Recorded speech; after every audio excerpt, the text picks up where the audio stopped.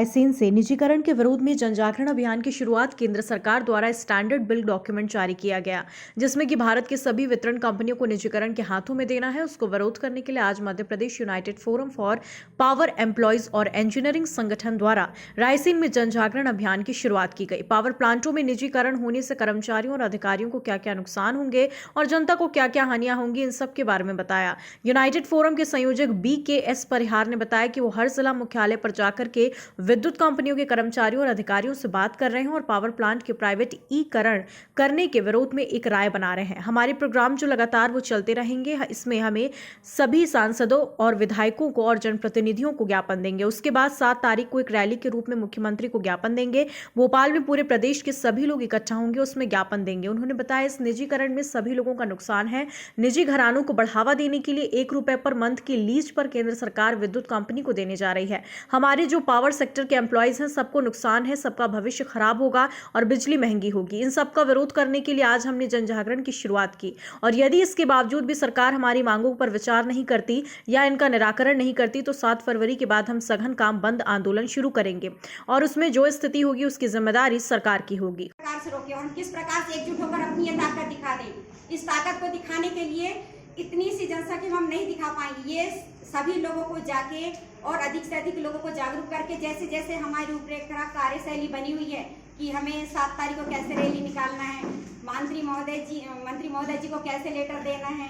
हम एक जब तक हम ताकत नहीं दिखाएंगे तो हमें कामयाबी हासिल नहीं होगी। मैं तो यही बोलना चाहूंगी कि हमें कामयाबी तभी हासिल होगी जब हम पूरे एकजुट होंगे, क्योंकि जब हम उस समय उस बैनर के तहत आवाज लगाते थे, जैसे मैं अभी बोलूंगी, आवाज दो, आवाज दो, हम सब आज इतनी सी बात के लिए आवाज आप सब एक उठाए। मैं यही चाहूंगी कि हम सब यहाँ अब केवल निश्चित ना रह के घर में जाके कंपनी का काम तो कर ही रहे हैं सब लोग, चाहे उसमें अब आउटसोर्स हो, संविदा हो, चाहे रेगुलर कर्मचारी हो, चाहे ये नहीं कि हमारे अधिकारी महोदय जी भी केवल कुछ समय उन लोगों का बचा है।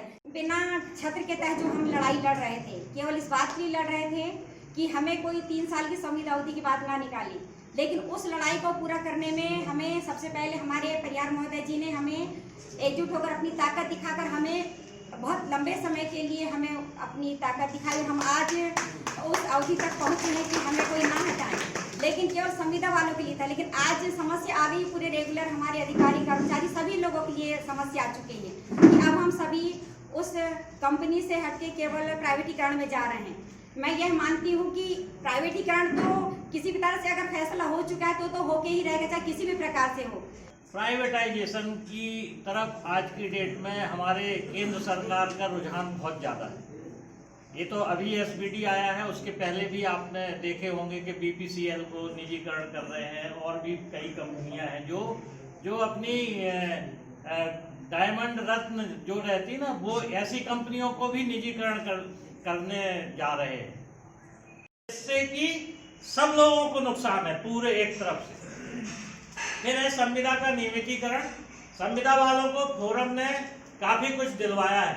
आज की डेट में यदि हम देखें तो मध्य प्रदेश में केवल इलेक्ट्रिसिटी डिपार्टमेंट ही है जिसको की संविदा नीति मिली है और उसको 90% सैलरी मिल रही है।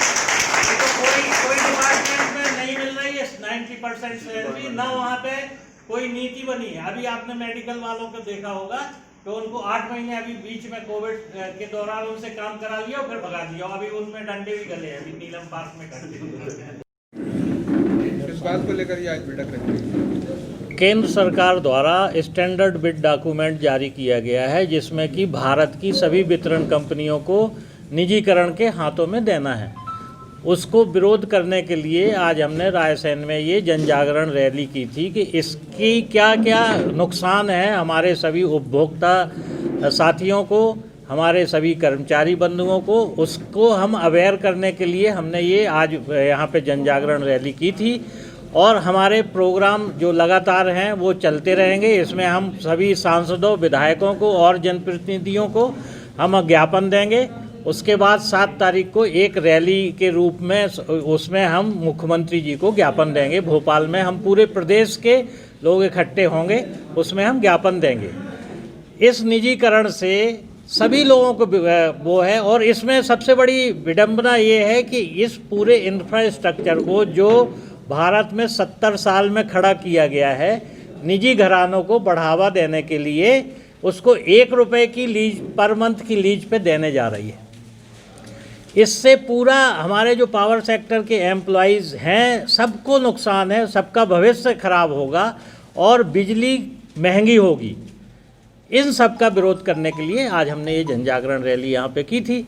और यदि इसके बावजूद भी सरकार हमारी मांगों पर विचार नहीं करती है या इनका निराकरण नहीं करती है तो 7 फरवरी के बाद हम सघन काम बंद आंदोलन शुरू करेंगे और उसमें जो स्थिति होगी वो सरकार उसकी जिम्मेवार होगी।